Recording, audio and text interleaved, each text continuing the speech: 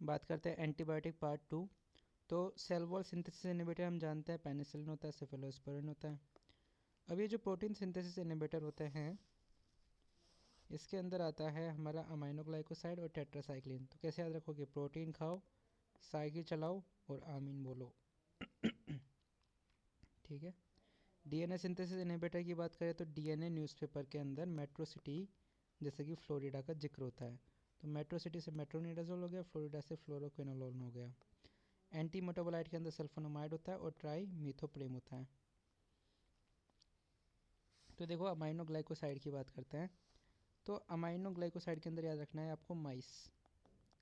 तो इसके अंदर भांति भांति के हमको माइस देखने को मिलेंगे, जैसे कि ये स्ट्राइप्ड माइस है।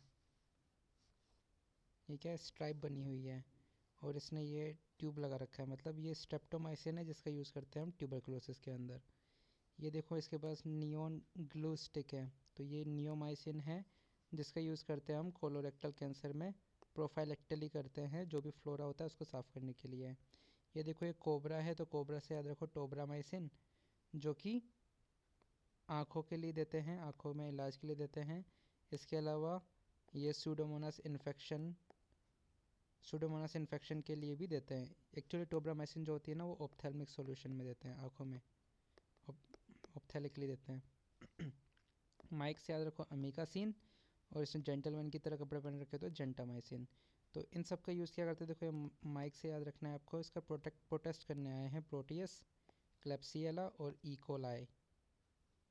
ठीक है। साइड इफ़ेक्ट की बात करें अमाइनोग्लाइकोसाइड की तो दो चीज़ें याद रखनी है आपको, नेफ्रोटॉक्सिक होते हैं ये और ऑटोटॉक्सिक होते हैं। इसके अलावा जो अमाइनोग्लाइकोसाइड होते हैं ये they have strong post antibiotic effect, meaning they remain effective hours after their level have dropped below the minimum inhibitory concentration।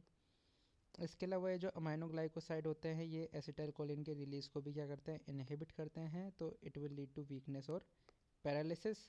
High dose में it can lead to fatal respiratory paralysis, so it is contraindicated in myasthenia gravis.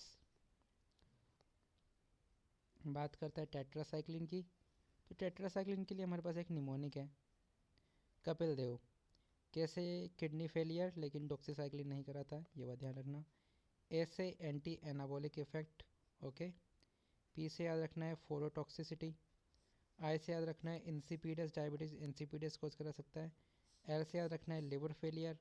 D से याद रखना है dentition and bone problem, क्योंकि ये दांतों और Bono के अंदर एक्यूमुलेट हो जाता है। ई से याद रखना है कि एक्सपायर टेट्रासाइक्लिन जो होती है वो फैनकोनी सिंड्रोम कोज करा सकती है। वी से याद रखो वेस्टिबुलर डिसफंक्शन, क्योंकि ये भी क्या होती है, ऑटोटॉक्सिक होती है। इसके अलावा इसको फूड के साथ नहीं देना चाहिए, क्यों, क्योंकि ये बाइंड करता है मैग्नीशियम, आयरन और एल्यूमिनियम और कैल्शियम से और ये क्या है, एब्जॉर्ब नहीं हो पाती है मेडिकेशन। तो आयरन और कैल्शियम सप्लीमेंट हो या फिर एंटासिड्स हो, उनके साथ हमें ये मेडिकेशन नहीं देनी चाहिए टेट्रासाइक्लिन। तो इसको याद कैसे करेंगे, तो देखो ये एक डॉक्टर है जो कि साइकिल चला रहा है, तो डॉक्सीसाइक्लिन हो गया। फिर ये मीनोसाइक्लिन है और ये टेट्रासाइक्लिन है जो कि शॉर्ट टेट्रासाइक्लिन होता है। सबसे आगे क्या है, ये टाइगर साइक्लिन है जो कि एक ग्लाइसिल साइक्लिन होता है। तो किस किस में देते हैं, इनका यूज़ किस किस में करते हैं। देखो हमें सबसे ज़रूरी बात तो ये ध्यान रखनी है कि ये it can build up in teeth and bones, सबसे ज़रूरी बात। It can cause Fanconi syndrome जो एक्सपायर्ड होता है। इसके अलावा ये ऑरोटॉक्सिक होते हैं, तो टिनिटस याद रखना है आपको। डॉक्सीसाइक्लिन जो होता है वो फर्स्ट लाइन ड्रग होता है लाइम डिजीज़ के लिए या फिर रॉकी माउंटेन स्पॉटर फीवर के लिए होता है। इसके अलावा इनका यूज़, टेट्रासाइक्लिन का यूज़ जो होता है हम एक्ने में भी कर सकते हैं। तो एक टीनेजर याद रखो और उसकी जो बुढ़ी माँ है वो है कम्युनिटी एक्वायर्ड निमोनिया। इसके अलावा वॉकिंग निमोनिया, ये सब चीज़ें हैं। मेट्रोनिडाजोल के लिए एक याद रखो मोड, एम से मेटेलिक टेस्ट हो गया, ओ से ऑप्टिक न्यूरोपैथी हो गई, डी से सल्फर लाइक रिएक्शन हो गई और ई से एनकेफेलोपैथी हो गई, कन्फ्यूज़न या सीजर। बात करते हैं कौन कौन से ट्रीटमेंट। तो देखो ट्राइसेराटॉप्स से याद रखो ट्राइकोमोनास, ये गार्डन है, गार्डनर है तो जियार्डिया। इसके अलावा ये एंटमीबा इसके पौधों को खा रहा है तो एंट अमीबा। इसके अलावा ये देखो एनारोबिक बैक्टीरिया है, इसलिए इसे पानी में रखा है हमने। इसके अंदर हेलीकॉप्टर है तो हेलिकोबैक्टर पाइलोरी। ये क्लोजेट है तो क्लोस्ट्रीडियम। और ये क्या है, लैक्टोबैसिलस, क्योंकि ये दूध बेच रहा है। बात करते हैं फ्लोरोक्विनोलोन की।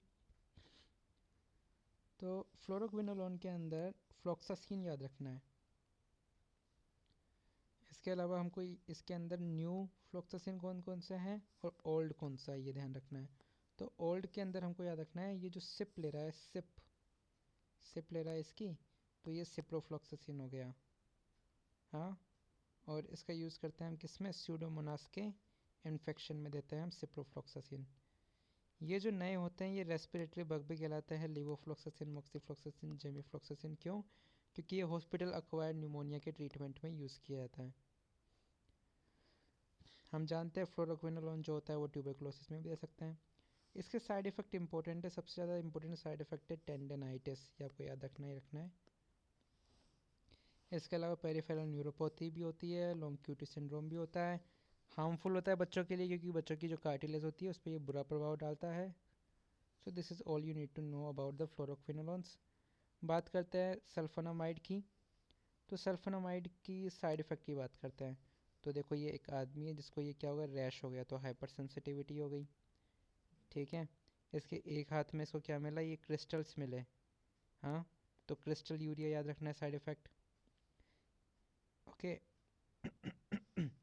अब देखो ये इस सल्फ़र के ये जो पानी है स्विमिंग पूल, इसमें और कौन, स्टीवन जॉनसन भी है। ये स्टीवन है, ये जॉनसन है। स्टीवन के हाथ में ये क्या है, सन रैश की वो है, सन टैन की बोतल, तो फोटो सेंसिटिविटी हो गया। दूसरा जो है वो आराम से लीवर खा रहा है तो हेपेटोटॉक्सिक हो गया। इसके अलावा इसी स्विमिंग पूल के अंदर एक छोटा सा बच्चा है जिसकी पीली पीली आंखें हैं, तो बच्चों के अंदर ये जॉन्डिस या कंडक्टेरस करा देता है।